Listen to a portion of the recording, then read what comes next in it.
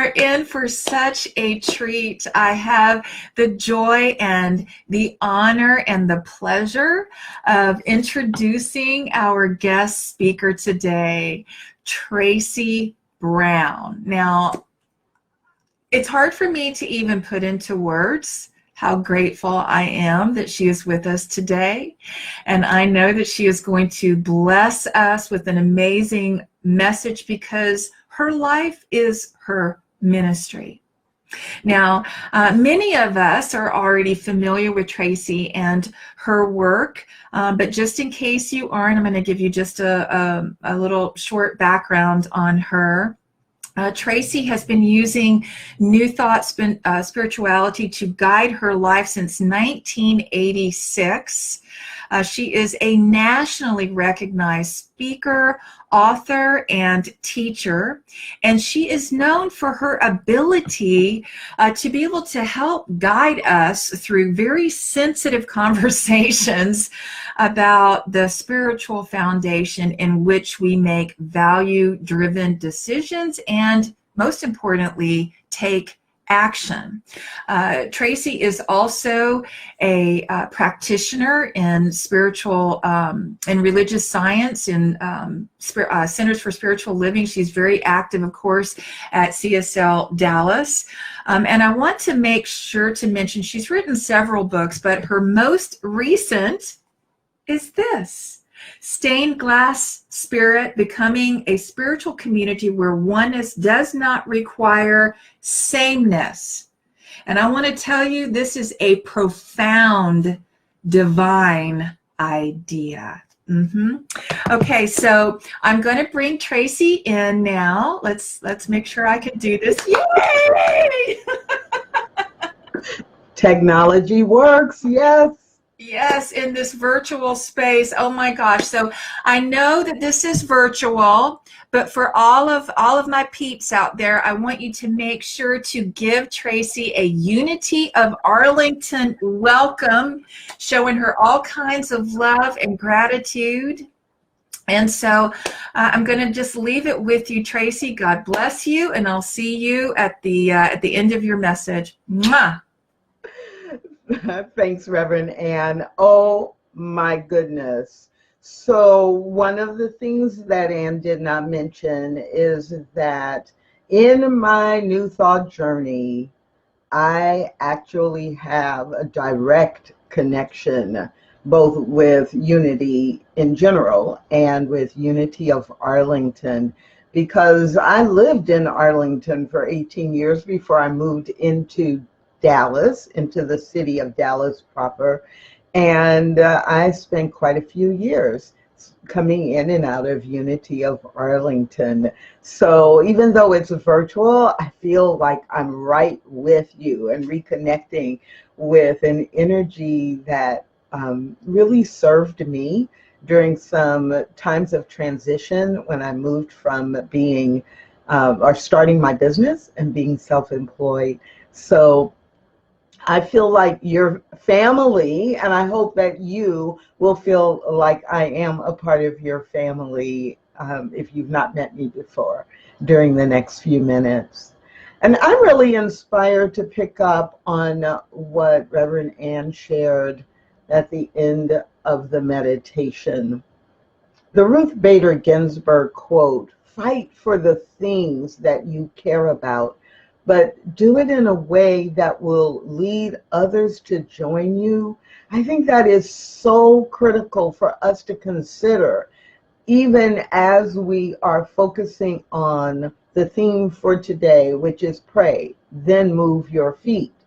How do we engage people in moving toward creating a new way of being individually or collectively if we are, one, not clear about what we are quote unquote fighting for, and two, if we are not doing it in a way that will engage others to join us?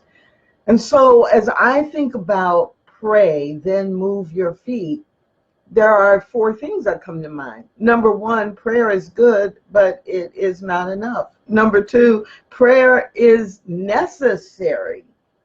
It's essential.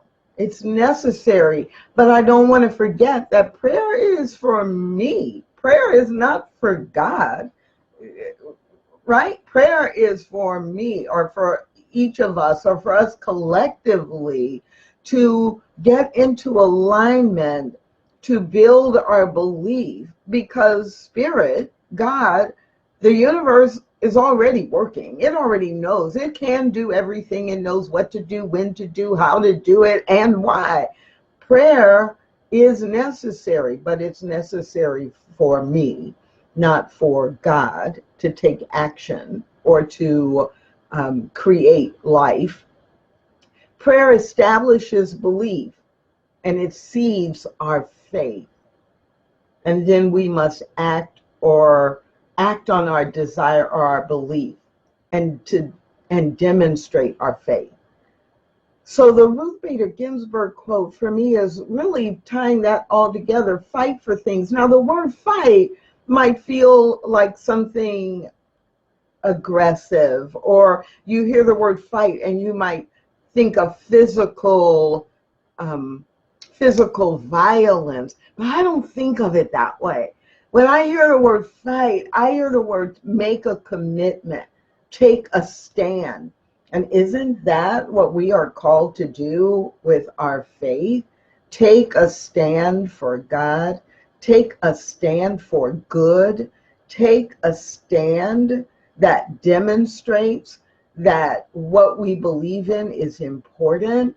So fight for the things you care about. And then the second part, do it. Number one, do it. Do something. Do something. And do that something in a way that will lead others to join you. That could be the whole talk. But as Reverend Ann was sharing it, it's like that captures so much of what I want to share and what it means to me to pray, then move your feet. Now, there's no surprise to you that New Thought is simply ancient wisdom brought together in a way that is contemporary, that is progressive, but it's based on ancient wisdom. And there is no wisdom that is more ancient than African spirituality. So there is an African proverb that specifically says, when you pray, move your feet. When you pray, move your feet. And when I found this African proverb many years ago, it captured me. It captured that part of me that is so committed to taking action, and to recognize that the foundation for my action needed to be grounded in my spiritual practice of prayer. And it really drew me to understand more about the meaning of prayer and the purpose of prayer. And in New Thought, right, we don't do beseeching prayer. We have a prayer practice and a prayer technology that is affirmative prayer. It's based on affirming that which is seeking to express itself in the universe, reflecting spiritual principle. Now, I know the last 2 weeks you've been looking at what is affirmative prayer and how to use it. So it just is perfect, right? Divine order for me to then say, now you know what prayer is and affirmative prayer is and how to use it.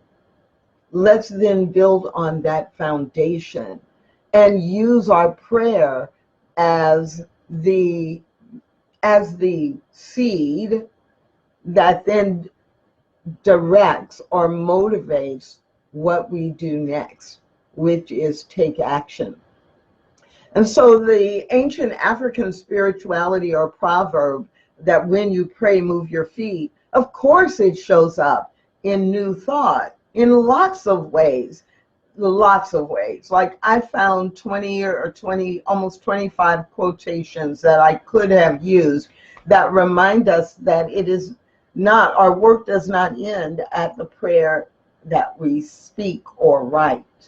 Myrtle Fillmore herself said, the only way to become permanently prosperous and successful is through quickening, awakening, and bringing into righteous use all the indwelling resources of spirit. Think about the very last part of that. Bringing into righteous use all the indwelling resources of spirit.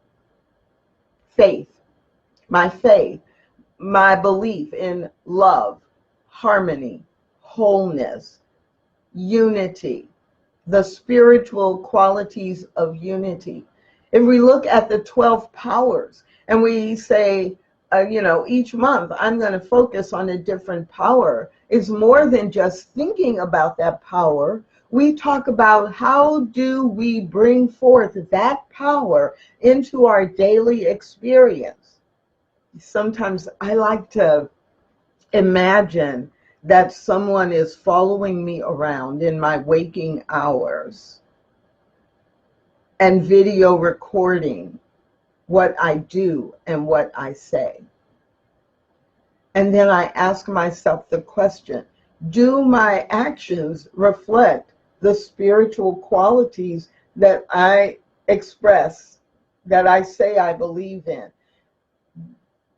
Do the words I say and the actions I take demonstrate what I am praying for or about? Ernest Holmes said, spirit can only do for us what it can do through us. And so when I pray, I am praying for a change in condition, yes. And do my actions reflect that my commitment is to behave in a way that supports that condition changing? Or do I just still behave in the way I always have, which is reinforcing the condition I no longer want? And so this pray, then move your feet is really about demonstrating our faith. And some of you may be familiar with Johnny Coleman, the amazing Reverend Dr. Johnny Coleman, who is famous or known for using the phrase over and over again, it works if you work it. So prayer is a part of us working our spiritual beliefs, building our individual spiritual beliefs, praying together to build our collective belief, and then behaving in a way that creates the fertile soil for our beliefs to manifest in physical form. Some of you are familiar with the public Facebook group I moderate. Every day we ask ourselves individually and collectively this question: what is mine to do to interrupt or end race-based hatred and violence? What is mine to do to interrupt or end race-based hatred or violence? Of course, we need to pray. Of course, we need to do our individual spiritual work. Of course, I believe in prayer, but then I must move my feet. And that's how I demonstrate heaven on earth. Jesus, the master teacher, was able to say, when you meet me, you meet the Father. Can we each ask ourselves that same question? When people meet us, do they meet this divine spiritual principle, the universal? And so prayer is a place to ground that. But our actions, our moving our feet, is the place to demonstrate it. What I want to encourage you to do is to begin right now this weekend, following in Ruth Bader Ginsburg's example. Fight for the things you care about, but do it in a way that others will follow you, that you become a leader. And how perfect is this weekend to think about that? Because this weekend in the Jewish tradition is Rosh Hashanah. It's the time to celebrate a new year. It's a new beginning for all of us. And in new thought, we can turn our prayers into actions for a new way of being, to create a new way for our world to become. And so I invite you to join me in moving in that direction, in knowing the value of prayer and using it every day,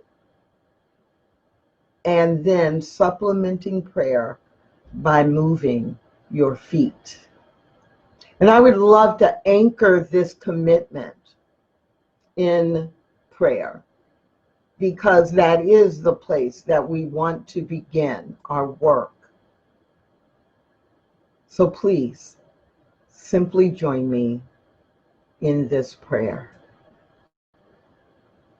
Breathing into the centermost part, that centered place within that knows there is only one life, one presence, one wisdom. This is the light of God. This is divine order unfolding.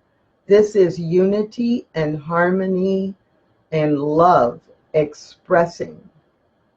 It is expressing in, as, and through me. It is expressing in, through, as, and through each person within the sound of my voice. That is what gives me the authority to speak this word. I speak this word claiming and declaring that now is the time, that I do not need to be Jewish to declare Rosh Hashanah, to know that this can be a fresh start, a new beginning. I do not have to be Christian to claim and declare that faith without works is dead.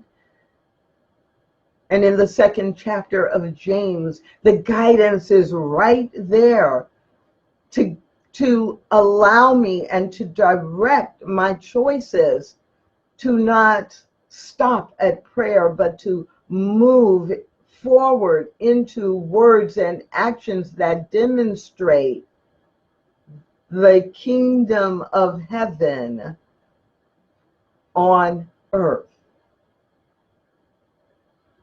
And I also speak my word that I choose to do this in a way where I am leading and others, because I lead guided by spirit, guided by love, guided by my knowing that as above, so below, that the new thought tradition, the new thought commitment is to pray and move my feet. And so from that place, I can simply smile and feel the gratitude welling up within me, because I get to be the example. I get to be the change I want to see in the world. I get to be the example of God in human form, and for that I am grateful.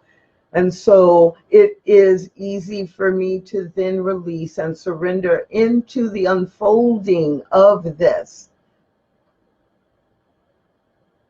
and to invite everyone I know to join me. Breathing now. Releasing now. I invite you to repeat after me. Shalom. Aho. Amen. Amin. And so it is.